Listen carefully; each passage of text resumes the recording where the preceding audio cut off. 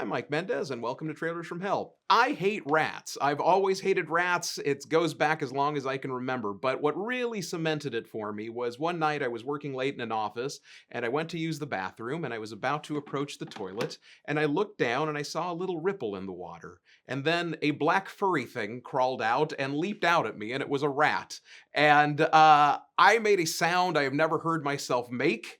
I ran out of the room, I'm embarrassed to say, in absolute terror. And ever since then, I have doubly the reason to hate rats and fear them, which is why our next film, Rats, Night of Terror, really gets under my skin. So let's take a look. Long from now, way, way, way in the future, in the distant year of 2015, the bombs came and scorched the earth, leaving just a few survivors, and thus began a new timeline after the bomb.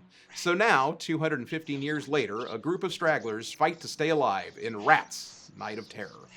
Directed by the great Bruno Mattei, aka Vincent Dawn, who brought us such other craptastic masterpieces such as Hell of the Living Dead and Cruel Jaws, swings for the fences with this post-apocalyptic story of man versus rodent.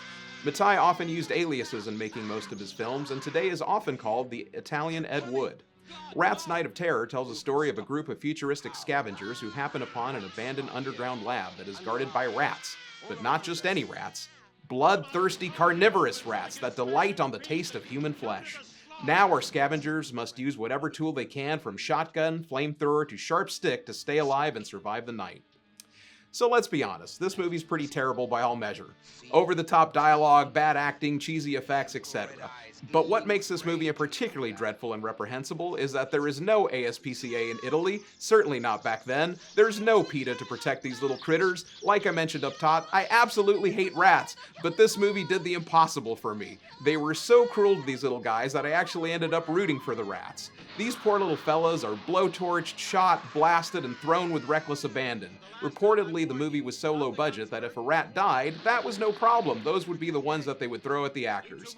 I honestly hope the rats bit their handlers and gave them rabies. With that being said, this movie is so bad it's hilarious. With great futuristic character names like Video, Lucifer, and Chocolate, these characters are so stupid you will be wishing for their demise early on in the film.